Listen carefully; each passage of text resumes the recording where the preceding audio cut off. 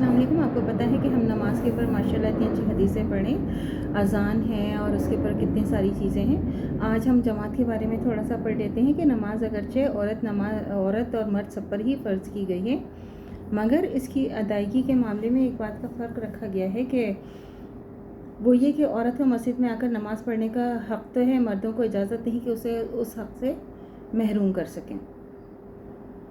ताहम इसकी वो नमाज जो अपने घर में अदा करने की जो ज़्यादा फजीलत समझी गई है, इसके बरक्स मर्दों के लिए ज़रूरी है कि वो फ़र्ज़ नमाज मस्जिद में आकर बाजमात अदा किया करें, सिवाय इसके इनके पास कोई जायज़ शरई उज़र हो।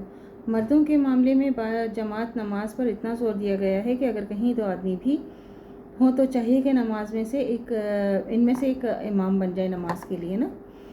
अगर कहीं दो तो एक इमाम बन जाए और वो दोनों मिलकर बाजमात नमाज अदा करें। नमाज बाजमात के सिलसिले में कुछ चीज़ें जो हैं वो ज़रूरी हैं, वो मैं आपको थोड़ा सा बता देती हूँ कि मर्द बग़ैर किसी शरई उज़र के फ़र्ज़ नमाज जमात छोड़कर तन्हा नहीं पढ़े। हत्तुल इम्कान जमात की पाबंदी करें, मतलब जब तक आपका कोई शरई उज़र ना हो ना, आपने बग़ैर जमात के मर्दों को ऊपर है कि वो बग़ैर जमात के नमाज अदा नहीं करें, ये बात है। नंबर 2 क्या है? जमात की नमाज तन्हा नमाज से बहुत ज़्यादा फजीलत वाली है। इमाम वो शख्स बने जो बेहतरीन हो, जिसे इमाम बना लिया जाए, इसकी पूरी पैरवी की जाए, सफ़ें सीधी रखी जाएं, बीच में जगह ना छोड़ी जाए, और एक सफ़ पूरी हो जाए तो फिर दूसरी शुरू की जाए वगैरह। सुन्नतें और नफिल मर्द भी अगर अपने घरों में पढ़ें तो ये उनके घरों के लिए बाइसे बरकत होगा। हज़रत अब्दुल दर्दा रज़ियल्लाहु ताला अन्हा बयान करते हैं कि मैंने रसूल खुदा सल्लल्लाहु अलैहि वसल्लम को फरमाते सुना कि जो 3 आदमी किसी बस्ती या जंगल में हो फिर वो बाजमात नमाज ना पढ़ें तो शैतान इन पर गालिब आ जाता है। लिहाजा तुम जमात की नमाज जो है उसको पाबंदी जो है उसकी अपने ऊपर लाजिम कर लो, क्योंकि भेड़िया इसी बकरी को खाता है जो रेवड़ से दूर हो। ये अबू दाऊद की हदीस है।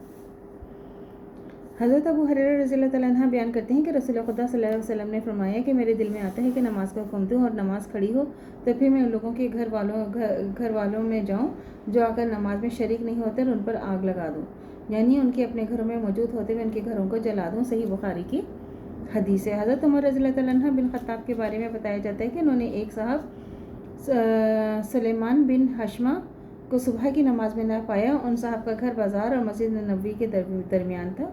हज़रत उमर रज़ियल्लाहु ताला अन्हु बाज़ार की तरफ गए तो सुलेमान बिन अबी हशमा की वालदा शिफा से मिले और इनसे कहा, आज मैंने सुलेमान को सुबह की नमाज में नहीं देखा। तो शिफा ने अर्ज़ किया, वो रात भर नमाज़ पढ़ते रहे, सुबह उन पर नींद ने गलबा पा लिया, इसलिए वो सुबह की जमात में हाजिर ना हो सके। इस पर हज़रत उमर रज़ियल्लाहु ताला अन्हु ने फरमाया कि मुझे ये ज़्यादा पसंद है कि मैं सुबह की जमात में हाजिर हो जाऊँ बनिस्बत इसके कि मैं रात भर खड़ा हुआ इबादत करता रहूँ। ये मुअत्ता है।